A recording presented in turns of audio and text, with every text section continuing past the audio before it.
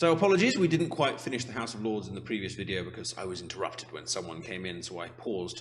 But we've got one last topic to talk about, which is actually the reform of the House of Lords. This pie chart here, if you're not sure what it was, go back and look at the previous video. It's to do with crossbenchers and how no party ever has a majority.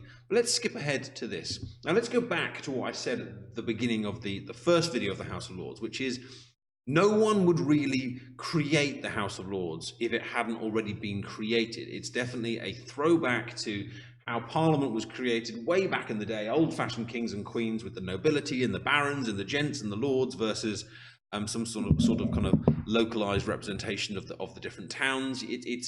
It's very much out of date, and therefore the idea of reforming, changing the House of Lords has been talked about for decades and decades and decades. And the way that the House of Lords has been reformed is normally by reducing its powers and removing the hereditary element, which is something we've talked about in previous videos. Blair, in the 1997 government, wanted to get rid of hereditaries altogether. This, like 92 left over, that was not in the plan. But because he needed to get it through Parliament, and there was some objections to it, this was the compromise. It was not the intention, it was the compromise, that the House of Lords should be partially stripped of its hereditaries and mainly become an appointed chamber. The Liberal Democrats, very much against hereditary elements. The Liberals, will talk about this in the future, but Liberals in their ideology believe that life should be a meritocracy, as in the best, the hardest working, the most intelligent, the most successful, they should be the ones in charge, not any kind of hereditary. So Liberal Democrats wanted to completely overhaul the House of Lords when they were in coalition with the Conservatives, but for various reasons it was never brought to full fruition. And actually, even the Conservative Party has had in various manifestos a commitment to slow reform of the House of Lords. And perhaps there's a different word, slow reform of the House of Lords. I think Brexit right now has kind of stalled everything, because there are these other constitutional changes that could happen, but Brexit has just taken up so much parliamentary time, so much parliamentary will, the executive's time, that all of these other things that may have happened or could have carried on have just been pushed utterly and completely to one side. So what the obvious reform of the House of Lords is to make the whole thing democratic, to chuck out all the life peers, to chuck out all the hereditaries, and make a second elected chamber, just like in America, where they've got the Senate and they've got the House of Representatives. They're elected in slightly different ways, but they are both fully elected. They are your representatives, they are my representatives, I get to choose them, and I get to kick them out if I don't like what they do. But America has a problem. Because both chambers are elected, they're both actually equal in terms of their stature. In our system, Commons, Lords. In their system, Senate, House of Representatives. I might have misspoken a couple of minutes ago. But their houses are even. They cannot overrule each other. And this means that legislation is a lot harder to get through, because you have to get two entire chambers to agree to it. And it often creates what's called gridlock, which is where one house says yes, the other house says no, they're stuck. In our system, Commons says yes, Lords says no, wait a year, boom. Or the Lords just say, well, we're not democratically, we don't have a democratic legitimacy, we won't stand in your way. So if we were to change the Lords to be entirely elected, you would have to increase the power of the Lords, which you could argue is good because it gives us more choice, more access points, more possibility, more elections for us to choose people that we want to represent us. But two elected chambers can cause gridlock and actually slow down the entire political system. So when we're going through this discussion here, if you were writing an essay on the House of Lords, you kind of need to pick a case and build that case up and knock down the other. So I'm trying to give you the arguments on both sides. Well, maybe you could just say, well, let's keep the House of Lords as it is, kind of appointed / hereditary / the bishops. It's not great, but maybe then we could reduce the House of Lords' powers. Maybe we could.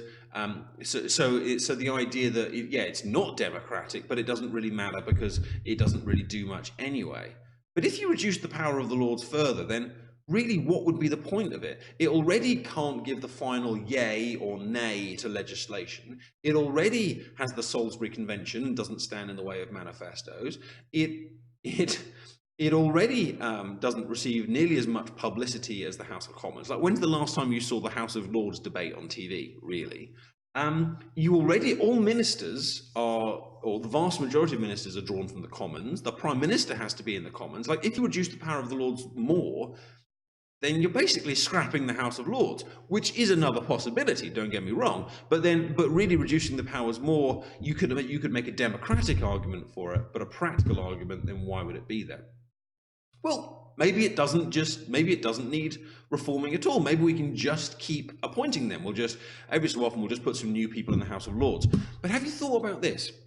How do people get to the House of Lords?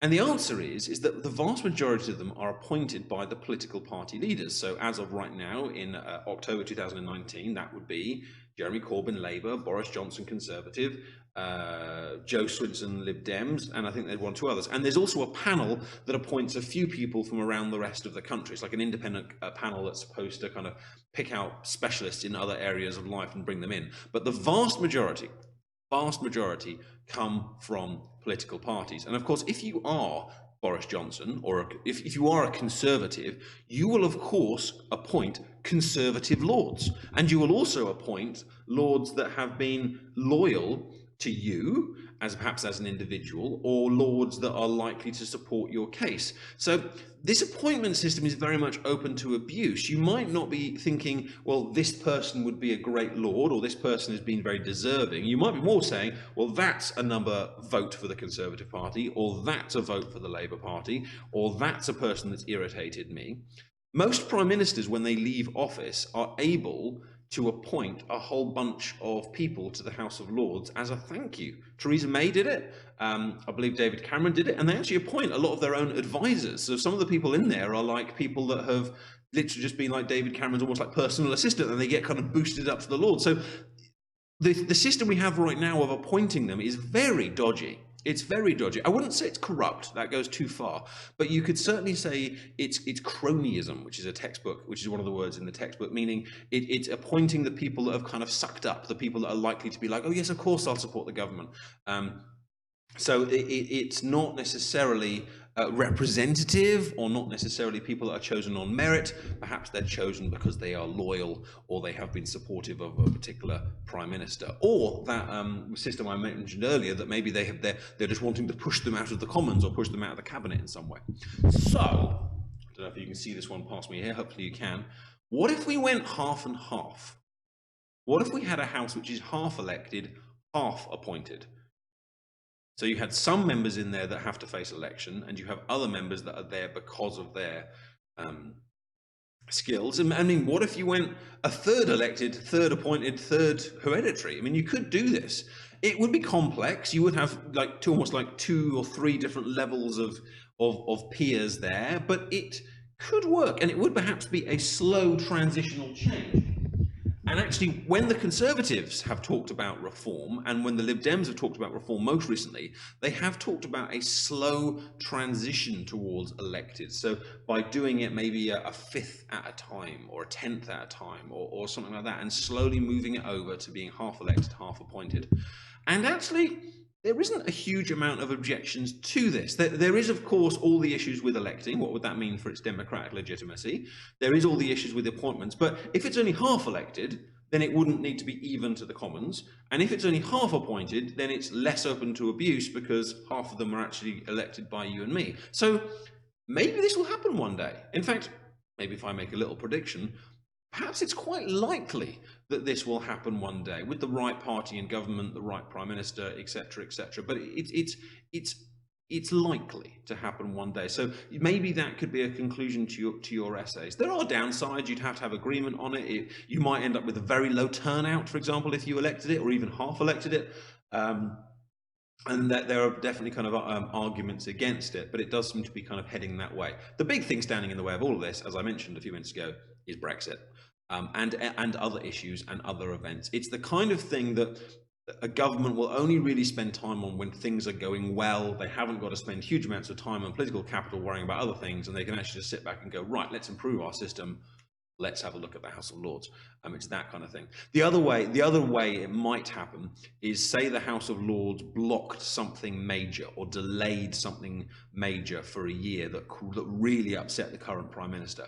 That would be another way that the Prime Minister might see it as a priority to reform it.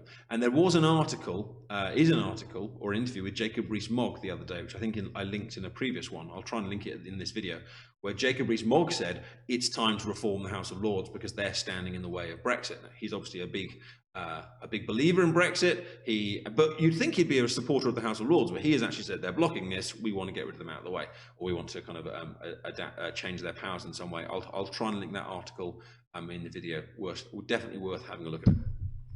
So there we are, the House of Lords. It's big, gold, glittery, Queen's Speech, red furs, ermine, etc., etc. It's glorious, it's traditional, it's very British, darling.